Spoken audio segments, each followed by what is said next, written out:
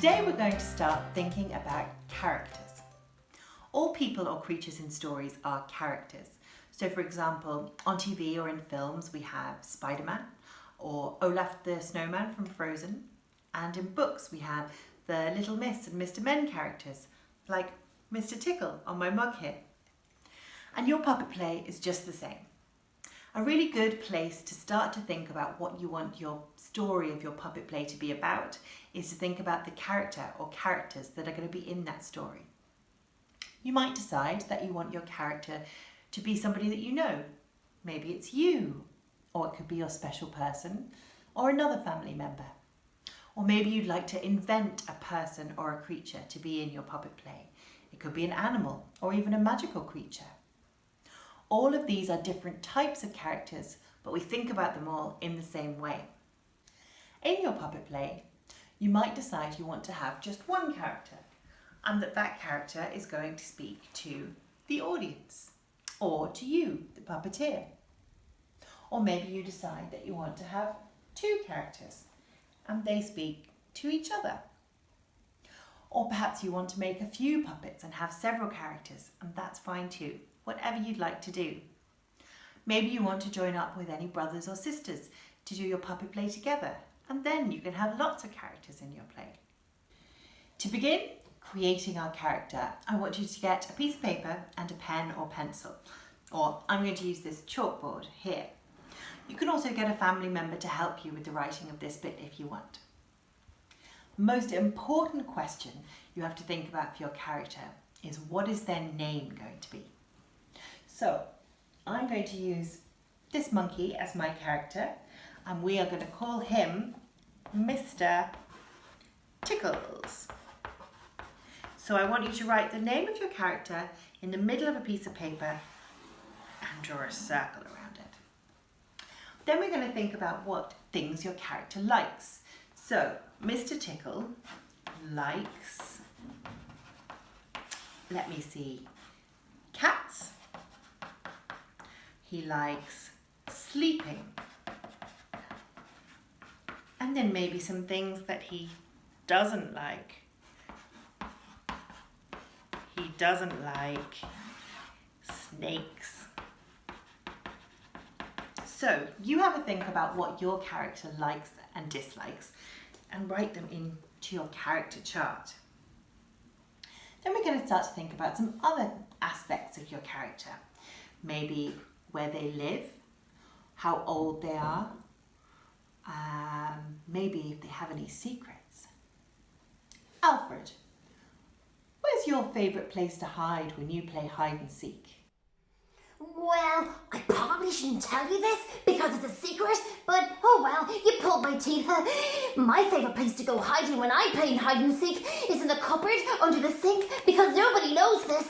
But when the water goes down the drain, you can make a wish and the water carries the wish to wherever you want it to go. And nobody knows that except me. I guess you know now too. Oh, Alfred. You can also think about what hobbies your character might have. What are they good at, or what do they like to do? Jilly Jellyfish, what do you love to do? That's easy. My favourite thing to do is sing. Baby shark do do do do do, the baby shark do do do do do, the baby shark do do do do do, the baby shark. Okay, Jilly, that's lovely, but we don't really have time for singing now, but maybe you could include a song in your video for your special person. Other things you can think about are, what is your character's secret wish? Mr. Tickles wants to be an astronaut. Or what is your character scared of? Mr. Tickles is scared of tractors. Charlie, is there anything you're really afraid of?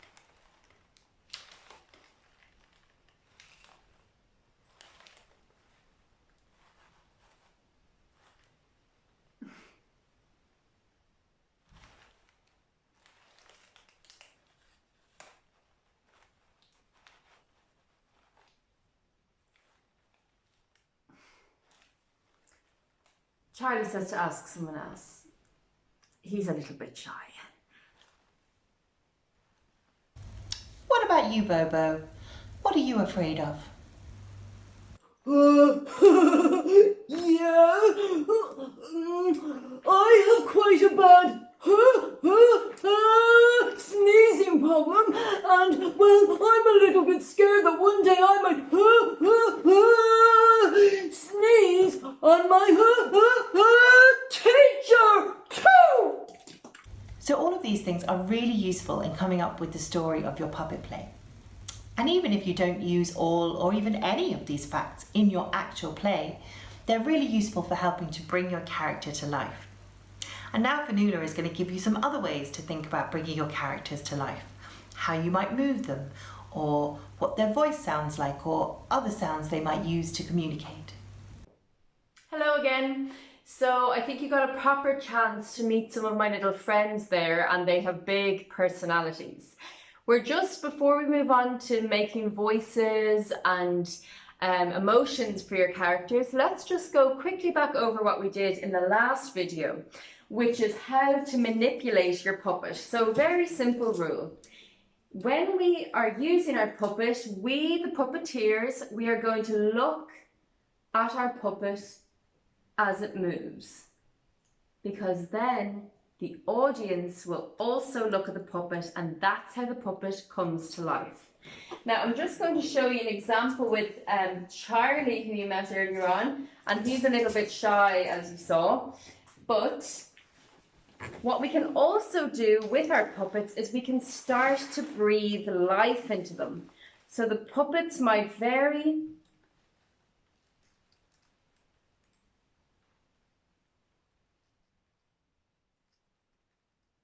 gently breathe.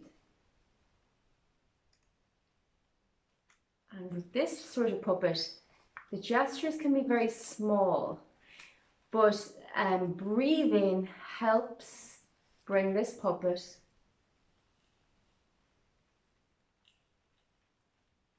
to life.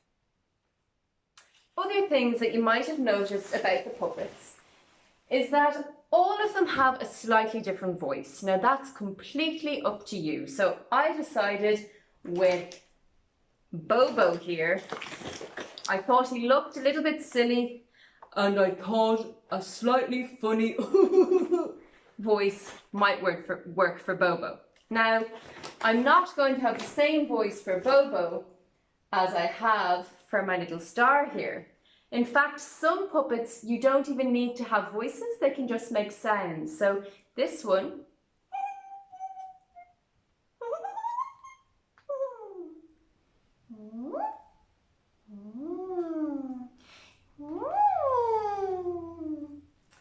so you can play around with, do you think your puppet speaks or do you think your puppet makes sounds?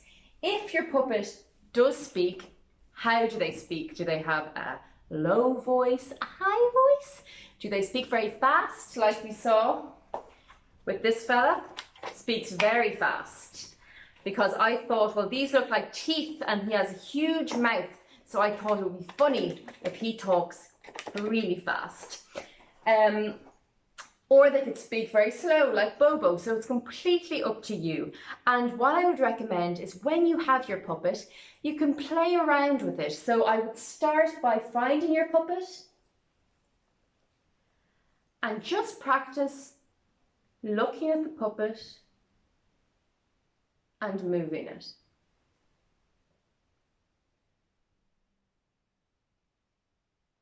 And when you've done that for a little while, you might start to think about, do they talk or do they make sounds? And if they do they talk a lot? Or are they very shy, like Charlie here?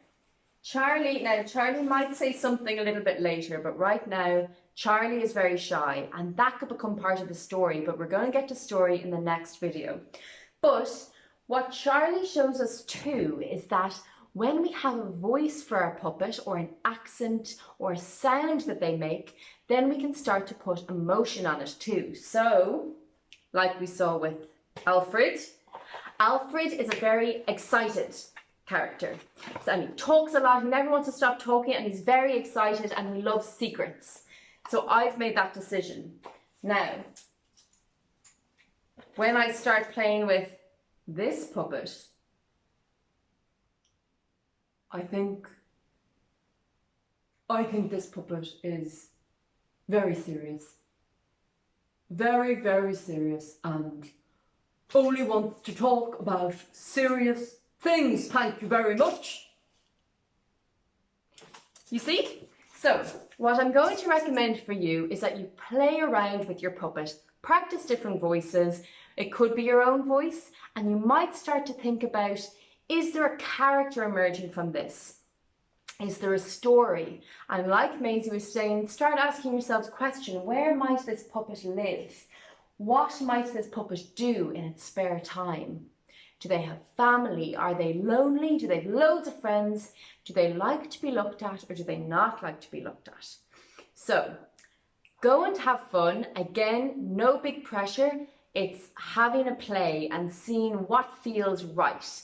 So before I made the video here, I tried different voices for all the puppets until I found the one that I felt, yeah, this is really fun and I think this could make a good story. I'm really, really excited to see all of your brilliant puppets at the end of this and your characters, and to meet them. And just like I did with my puppets, you might want to give your character a name. I think Maisie said that already, but start with a name and then start to move them. I'm very excited. Good luck!